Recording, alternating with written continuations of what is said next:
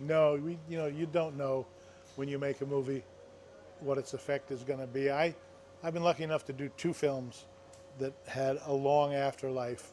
Jaws, of course, and The Jerk, where I hear college students who weren't born when the movie was out quoting speeches at length from it. And there's no way to know when that's going to happen.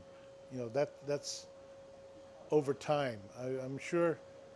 Well, if you remember the movie about Mozart and Salieri, nobody remembers Salieri except at the time he was like Mozart, but we don't. Years later, we don't know that. So same thing with Jaws. When we made it, we were just hoping to make a good movie. Everybody was working hard to make a good movie that would make some money for the studio, would play during the summer when people were looking for, the equivalent of a beach read. And here was a beach read novel that was going to be made into a summer movie, and then the rest turned out to be history. Not only did you act in the film, but you also co-wrote most of the film. Most writers are some are on set, some like to stay away. What was your experience with not only writing but actually acting in the film? It's to me the best way to make a film. I mean, you're on the set, you're present with the other actors, you hear how they speak, you see how they look, you see how well they're inhabiting their characters, you get to hear how your dialogue plays in their mouths, and you can make adjustments as you go, which is a luxury that you don't normally have. A writer usually finishes a script, it's locked, and that's the film they go into production with, and they may fiddle with it on the set, usually to the detriment of the script, because a change that seems to make sense at the moment ignores the work that a writer has done to make it work. So, but in that case, I knew I wasn't going to be rewritten. I knew I had to get it right the first time. And I was writing for good actors and, of course, a brilliant director who knew how to get the best out of his actors. So it was a very happy collaboration. It was to this day, it's the happiest collaboration in my film, television life. Speaking of the director, what was it like working with Steven Spielberg? Well, in those days, he wasn't Steven Spielberg. He was Steven Spielberg.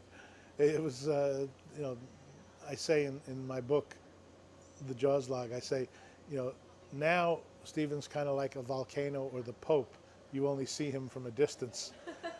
But in those days, he was an accessible young guy with his own worries and fears, and his first picture was well received by the critics but didn't do well at the box office. So he was anxious to make a film that would work at the box office. What none of us knew at the time, and I think Stephen only suspected, was that he had a preternatural, superhuman sense of what audiences liked and how audiences viewed films. He could be a filmmaker. He could direct which lens and which angle to shoot a scene from, but he also knew that if the scene worked in the camera, he also had a really good idea of how it would play for an audience. And that's missing from many practitioners. They don't have that sense of audience. They haven't worked with live audiences, for example. Yeah. So, they get it technically right and they get it emotionally wrong. Now, I have to ask about Robert Shaw's monologue on the Orca. Yeah. How did that come about, and was it really Shaw that came up with the idea and wrote it? No. In the book, there's a lengthy end note because there's been a lot of talk about that scene.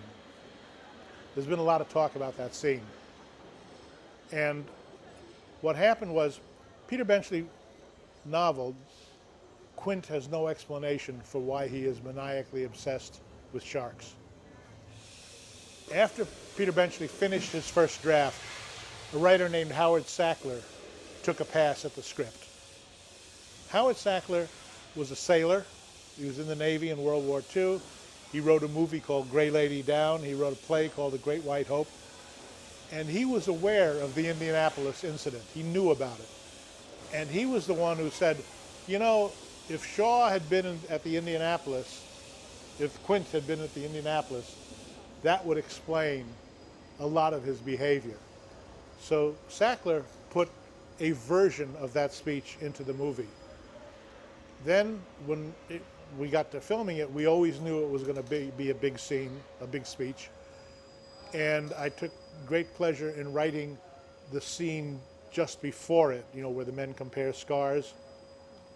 We used to call that scene, in our little outline, we used to call that scene just before the battle mother. Because it's an echo of all the World War I, World War II movies where the guys are in the trench just before they go over the top. And you know they're going to face death and disorder and horror, but for a moment they have a human quality to them. So we wrote that scene. And then Stephen was very nervous about that speech, and I wrote a couple of versions of it, and Stephen asked other friends of his who were writers, Paul Schrader, Bob Zemeckis, George Lucas, John Milius. Everybody took a crack at that speech. And eventually Shaw took all the material. And Shaw, you got to remember, was a playwright who wrote The Man in the Glass Booth. He was a novelist who wrote 4 published novels, in addition to being an actor. So as the writer, the actor/writer, took the speech, put it together, took elements, put in a few things of his own, and delivered it, got drunk the first day, in character, apologized, came back the second day, did it again sober, and there's elements of both the drunk day and the sober day in the scene. You can't tell because it's so beautifully edited, but we always knew it was going to be a big scene, and it was always showcased properly, and the result is as you see it.